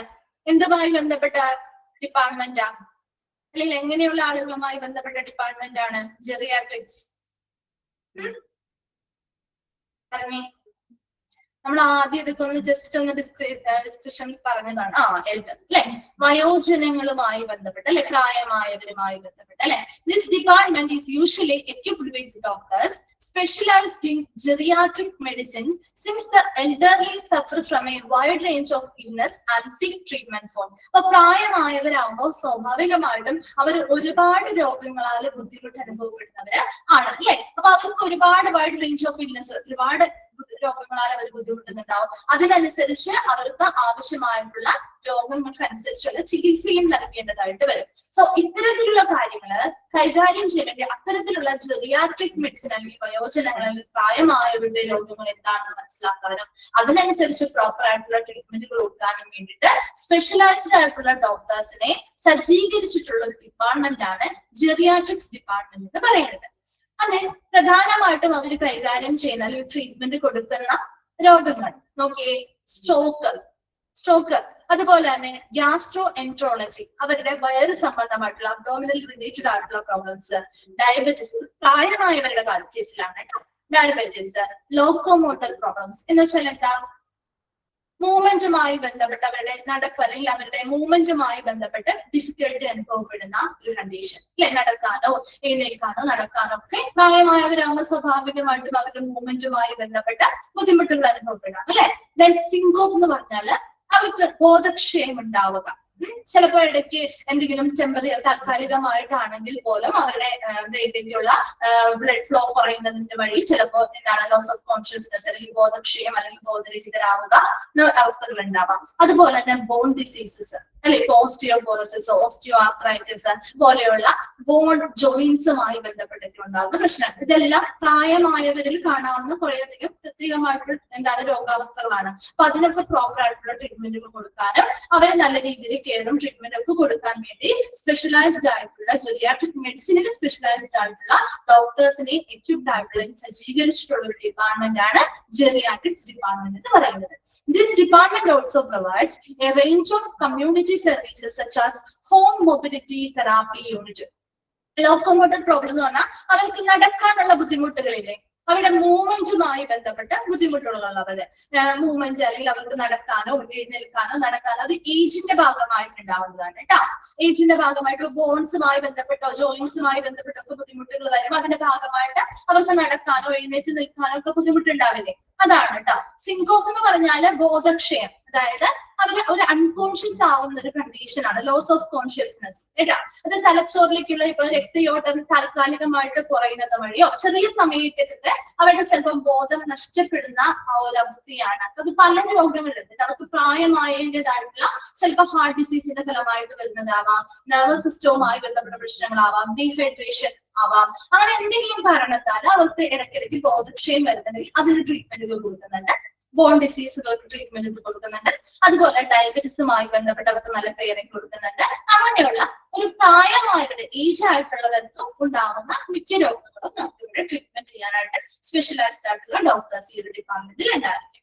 അതുപോലെ തന്നെ ഈ ഒരു ഡിപ്പാർട്ട്മെന്റ് കൊടുക്കുന്നതാണ് ഹോം മൊബിലിറ്റി തെറാപ്പി.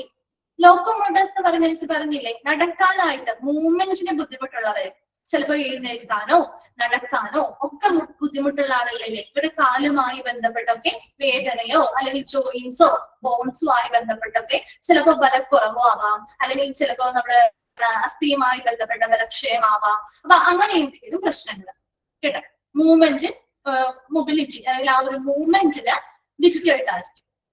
അതാണ് മൂവ്മെന്റ് ഡിഫിക്കൽട്ട് ആയിട്ടുള്ള അവസ്ഥയാണ് ലോക്കോമോട്ടർ പ്രോബ്ലംസ് എന്ന് പറയുന്നത് കേട്ടോ. ഓക്കെ, അപ്പൊ ഈ ഒരു ഡിപ്പാർട്ട്മെന്റ് ഹോം മൊബൈൽ തെറാപ്പി യൂണിറ്റുകൾ, ഇപ്പൊ ചില ഹോസ്പിറ്റലിൽ ഇപ്പൊ ഇങ്ങനെ ഹോസ്പിറ്റലിലേക്ക് വരാൻ പറ്റാത്തവർക്ക് മൊബൈൽ തെറാപ്പി യൂണിറ്റുകൾ, അതായത് അവരുടെ വീടിനെ ബേസ് ചെയ്തിട്ട് വീട്ടിൽ വന്ന് തെറാപ്പി കാര്യങ്ങളൊക്കെ ചെയ്തു കൊടുക്കുന്നില്ലേ, ഉണ്ടോ? പാലിയേറ്റീവ് കെയറുകൾ ചെയ്യുന്നില്ലേ?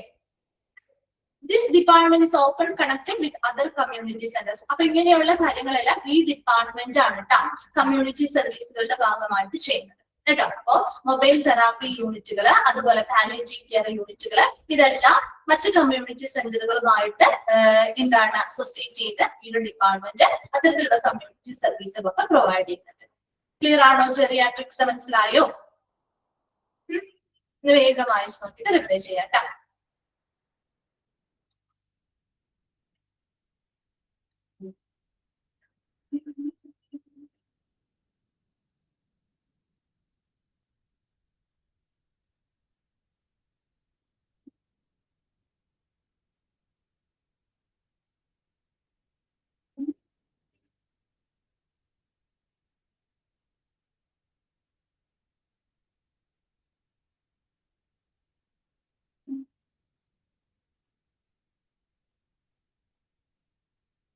ജെറിയാട്രിക്സ് ഡിപ്പാർട്ട്മെന്റ് എന്ന് പറഞ്ഞാൽ ജെറിയാട്രിക് മെഡിസിൻ, അതായത് പ്രായമായവരായിട്ടുള്ള ആളുകളാവുമ്പോൾ സ്വാഭാവികമായിട്ടും പ്രായമായതിൻ്റെതായിട്ടുള്ള ഒരുപാട് അസുഖങ്ങളോ എന്താണ് അസുഖങ്ങളായിട്ട് ബുദ്ധിമുട്ടുന്ന ആളുകളായിരിക്കും അല്ലെ. അവർക്ക് ശരിയായ ട്രീറ്റ്മെന്റുകൾ കൊടുക്കാൻ വേണ്ടി ആ ജെറിയാട്രിക് മെഡിസിൻ എന്ന മേഖലയിൽ സ്പെഷ്യലൈസ്ഡ് ആയിട്ടുള്ള ഡോക്ടേഴ്സിനെ സജ്ജീകരിച്ചിട്ടുള്ള ഒരു ഡിപ്പാർട്ട്മെന്റ് ആണ് ജെറിയാട്രിക് ഡിപ്പാർട്ട്മെന്റ്.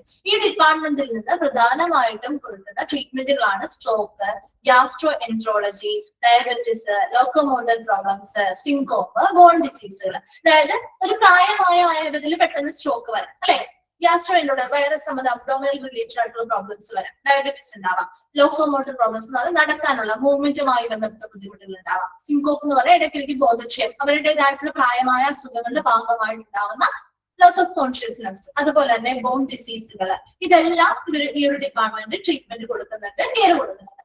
അതുപോലെ തന്നെ കമ്മ്യൂണിറ്റി സർവീസുകളുടെ ഭാഗമായിട്ട് mobile therapy, home mobile therapy യൂണിറ്റുകളും പാലിയേറ്റീവ് കെയറുകളും ഒക്കെ പ്രൊവൈഡ് ചെയ്യുന്നുണ്ട്. ഇതെല്ലാം ഈ ഒരു ഡിപ്പാർട്ട്മെന്റുമായി കണക്റ്റഡ് ആണ്.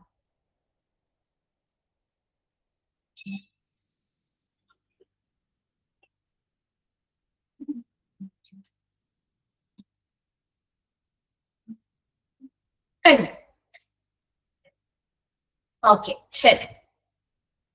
സോ നെക്സ്റ്റിലേക്ക് പോവാണ് കേട്ടോ. അതുകൊണ്ട് നമുക്ക് പറയാം general medicine.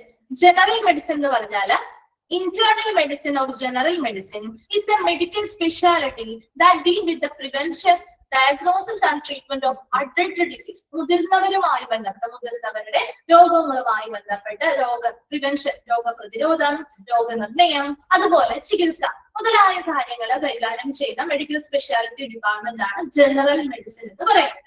A general practitioner, GP, is a physician who is not specialized in one particular area of medicine. ഒരു വൈദ്യശാസ്ത്രത്തിലെ ഒരു പ്രത്യേക ഏരിയയില് വൈദ്യത്തിൽ നേടിയിട്ടില്ലാത്ത ഒരു ഡോക്ടറാണ് ഫിസിഷ്യൻ. ഇപ്പൊ ഒരു കാർഡിയോളജി അല്ലെങ്കിൽ ENT, അങ്ങനെ ഏത് പർട്ടിക്കുലർ ആയിട്ടുള്ള സ്പെഷ്യലൈസ്ഡ് ആയിട്ടുള്ള പർട്ടിക്കുലർ ഏരിയയിലേക്ക് അവര് എന്ത് ചെയ്തിട്ടില്ല, ഒരു സ്പെഷ്യലൈസേഷൻ നേടിയിട്ടില്ല. അതാണ് ജനറൽ പ്രാക്ടീഷണർ അല്ലെങ്കിൽ GP. നമ്മൾ ഹോസ്പിറ്റലിൽ ചെല്ലുമ്പോൾ ഫിസിഷ്യനെ കാണാറുണ്ടോ? ഒരു ഏകദേശം ഒരു ഓക്കെ നോർമൽ ആയിട്ടുള്ള എല്ലാ അസുഖത്തിനും നമ്മൾ ഫിസിഷ്യനല്ലേ കാണുന്നത് അല്ലെ. ആ ഫിസിഷ്യൻ നോക്കിയിട്ട് അവരുടെ കയ്യിൽ അല്ലെങ്കിൽ അവർ കൈകാര്യം ചെയ്യുന്നതല്ല എന്ന് കാണുമ്പോൾ കുറച്ചും കൂടി അഡ്വാൻസ്ഡ് ആയിട്ട് ട്രീറ്റ്മെന്റ് കിട്ടണം എന്ന് തോന്നുമ്പോഴല്ലേ നമ്മൾ ആ ഒരു പർട്ടിക്കുലർ സ്പെഷ്യലൈസ്ഡ് ഡോക്ടേഴ്സിന്റെ അടുത്തേക്ക് വിടുന്നത് അല്ലെ, ആണ് അല്ലെ.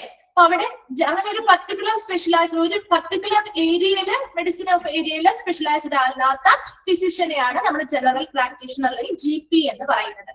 നോക്കി റൊട്ടീൻ ഹെൽത്ത് കെയറുകൾ ഇപ്പൊ ഇവര് ചെയ്യുന്ന കുറെ കാര്യം ഫിസിക്കൽ എക്സാമിനേഷൻസ് നടത്തുന്നുണ്ട്, ഇമ്മ്യൂണൈസേഷൻസ് നടത്തുന്നുണ്ട്, and assist treat many different condition, പല കാര്യങ്ങളും വിശകലനം ചെയ്ത് ട്രീറ്റ്മെന്റുകൾ കൊടുക്കുന്നുണ്ട്.